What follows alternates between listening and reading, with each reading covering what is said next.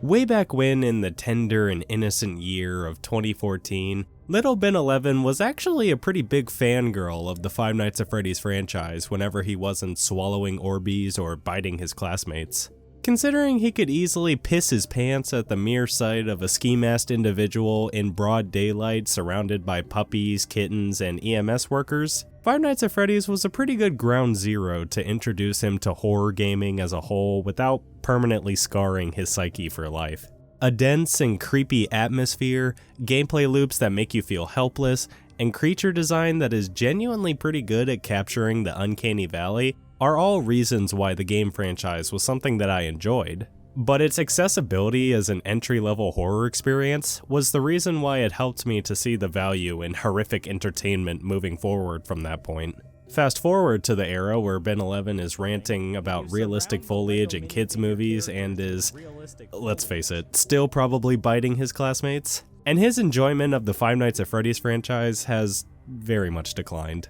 The games are not really all that scary past the second night, and the lore is about as cohesive and well told as a movie written by Tommy Wiseau while he's overdosing on methamphetamine and Fazgoo all in one go. That's not at all to say that I dislike the franchise though, because I still think that there's a copious amount of qualities that I respect. Qualities like the somewhat fun and engaging gameplay, the super tangible atmosphere filled with great art direction and sound design, and especially the fact that this game was a catalyst for my bubble-blowing, horror-hating kitty brain to engage in even scarier things within the future. Like, the FNAF community. And you know what? I've got to come out and say that these same qualities are legitimately nowhere to be found within this new member of the Five Nights at Freddy's franchise. Hey, so sorry, I wasn't able to finish earlier. As I was saying, the Five Nights at Freddy's movie is kind of an utter failure on all fronts when you really think.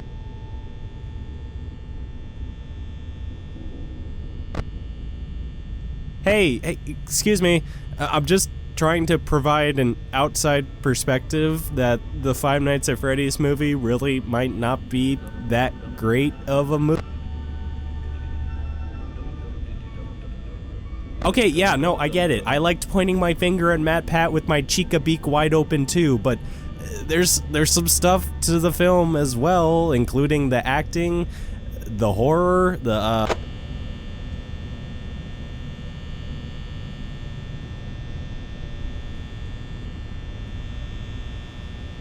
Stop having fun!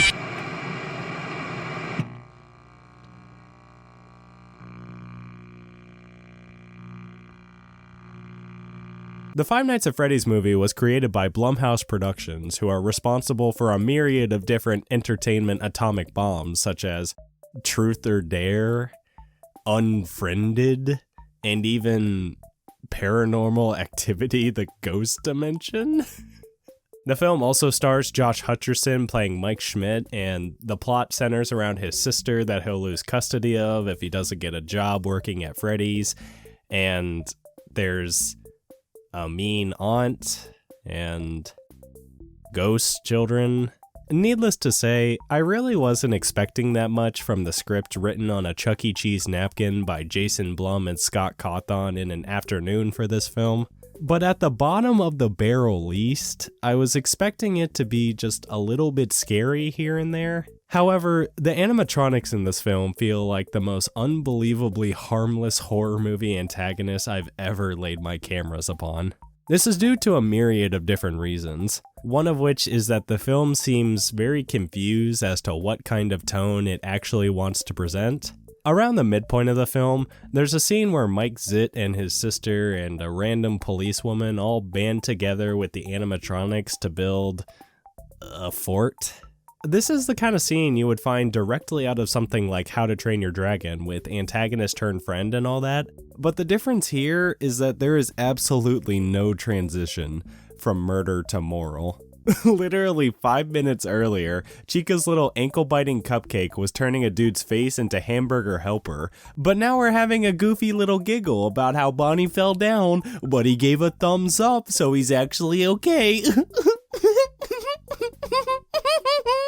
The integration of scenes like this really just kind of undercut the horror of the film and make me feel very confused as to what exactly they were trying to do. Another contributing factor to how the harmless monsters in this film feel as though I could trust them with watching over a frontal lobe factory for the night without a single one going missing has to do with 4 simple words: PG-13.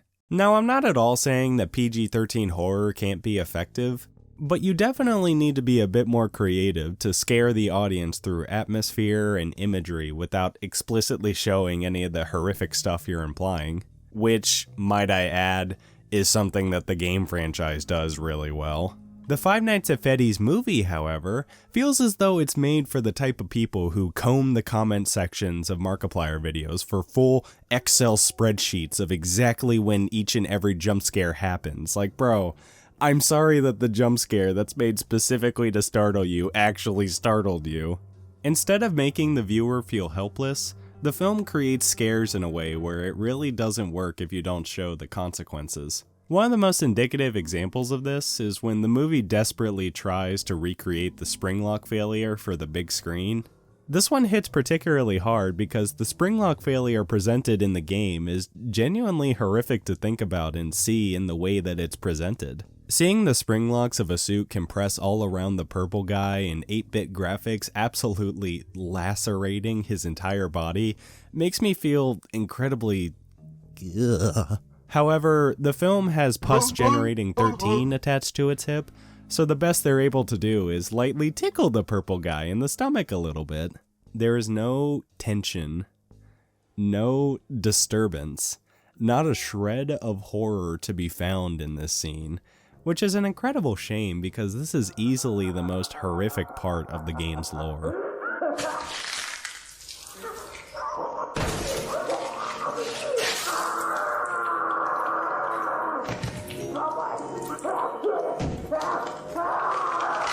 Oh shoot, wait, I'm so sorry. Was that too scary? Sorry, that's my bad. Here, I'll go ahead and fix it up real quick. Okay, and then go, all right. Perfect. Okay, hopefully that's a bit better. Oh god, that's so horrible. Another aspect of this film that is severely lacking is the plot itself, which feels like it's written by a boardroom of geriatric 80-year-olds while walking on their desk treadmills with IVs pumping prune juice directly into their veins. This is evident through the film focusing way too intensely on aspects that don't even make it feel like a Five Nights at Freddy's movie, while also absolutely fumbling the bag off a cliff anytime they tried to reference the games. I honestly couldn't care less about Mike Schmoothbrain and his attempts to reconnect to his past memories through dream theory, but the movie spends such a significant amount of time on this plot point. Not only is the acting from this kid in his dreams horrendous, but the idea of a person trying to reconnect with his past due to grief of causing his brother's disappearance should be the main focal point of an actually decent indie film with a talented director, not a side piece to the FNAF movie as a way to argue that it's, I guess, actually a movie with a plot and not just animatronic puppets for 2 hours. The amount of absolute lollygagging they go through with all this boring Pretty Boy Hutcherson underdeveloped character drama honestly makes me wish I was actually watching nothing but animatronic puppets, I don't know, doing a conga line for 2 hours or something. Not only that, but the sparse moments where the game actually shows its animatronic face through references are kind of embarrassing. I always come back. Was that the bite of 87? This line makes absolutely no sense in the actual context of the film, since this is the first time we are being properly introduced to this character. Hello, Internet! Welcome to Game Theory! The reason this line doesn't work within the movie is because William Afton never actually came back before he said it. The ending of Five Nights at Freddy's 3 greets the player with a news article titled "Fazbear Fright Burns to the Ground." This led many players to believe in the fiery death of Springtrap, aka Purple Guy, aka total sleazebag of a pizzeria owner who murdered kids within his restaurant. Like, who does that? Anyways, this isn't actually the case because if you print out this image, take it to these exact coordinates, and offer a virgin sacrifice to Scott Cawthon himself, it is revealed that Springtrap survived the fire. I know. I was just as shocked as you were. But to continue with the video, all of this evidence points towards Freddy Fazbear being a solid 3 foot 7 inches in the lore of the... Oh gosh, sorry. I don't know what came over me there. By the way, I wrote this bit before Matthew Patrick decided to hop, skip, and a jump away from YouTube. So...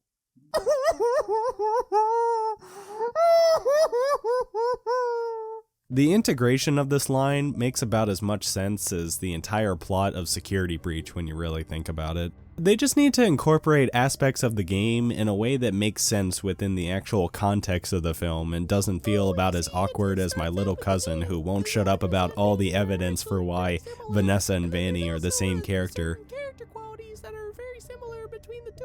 Yeah, right. I'm gonna stop ranting about this movie before I pop more blood vessels than Mike Schmidt's lifeless body stuffed inside the FNAF 1 suit. And hey, remember, stay frosty, stay frantic, and most of all, stay Freddy. God, that's the worst. I'm gonna end it here.